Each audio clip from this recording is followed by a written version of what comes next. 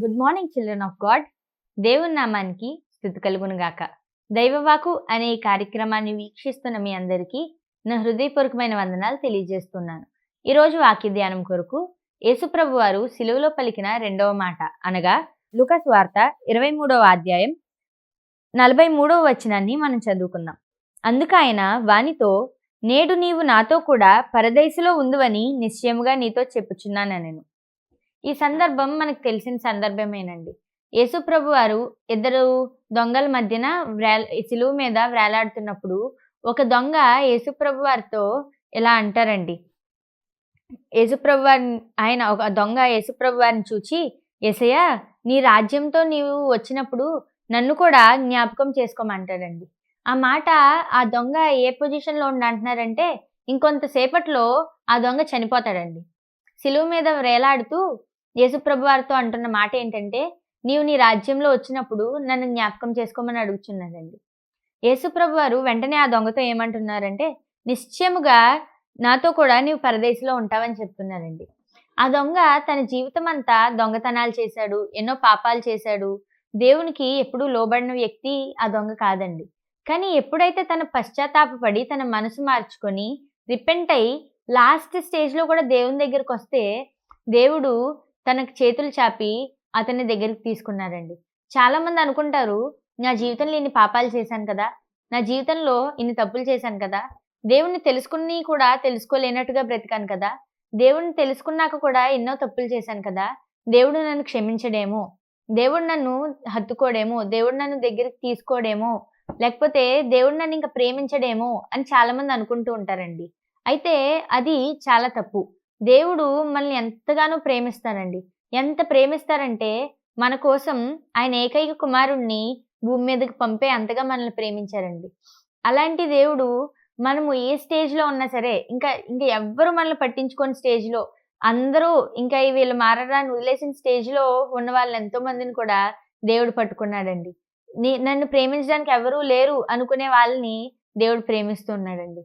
ఈ దొంగ last stage ఇంకొంతసేపట్లో చనిపోతాననగా, దేవా పశ్చాత్తాపడుతున్నాను, నా తప్పులు నాకు అర్థమయ్యాయి, నన్ను క్షమించు దేవా, నేను నీ రాజ్యంలో ఉండాలనుకుంటున్నాను అని ఒక్క మాట పలకగానే దేవుడు వెంటనే ఆ దొంగని క్షమించాడండి.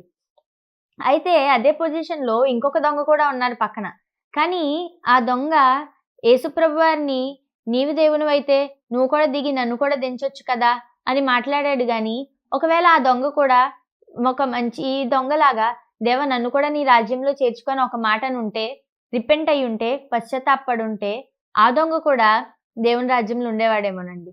కానీ లాస్ట్ ఛాన్స్, దేవుడు ఎన్నో ఛాన్సెస్ వారికి ఇచ్చుండొచ్చు, ఎన్నో అవకాశాలు ఇచ్చుండొచ్చు.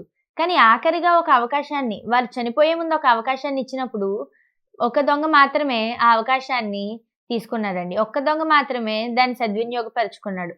ఇంకొక దొంగ చేతులారా తన దగ్గర వరకు వచ్చిన పరలోక రాజ్యాన్ని దూరం చేసుకున్నారండి. మనం చూసినట్లయితే ఈ దొంగ వలె కాకుండా, పరలోక రాజ్యాన్ని దూరం చేసుకునే వారి వలె కాకుండా, ఈ యొక్క మంచి దొంగ వలె, దేవా నన్ను నీ రాజ్యంలో చేర్చుకో. ఎన్ని తప్పులు చేసినా దేవుడు క్షమిస్తాడండి. ఎన్ని పాపాలు చేసినా మన దేవుడు క్షమించే దేవుడు, దగ్గరికి తీసుకునే దేవుడు.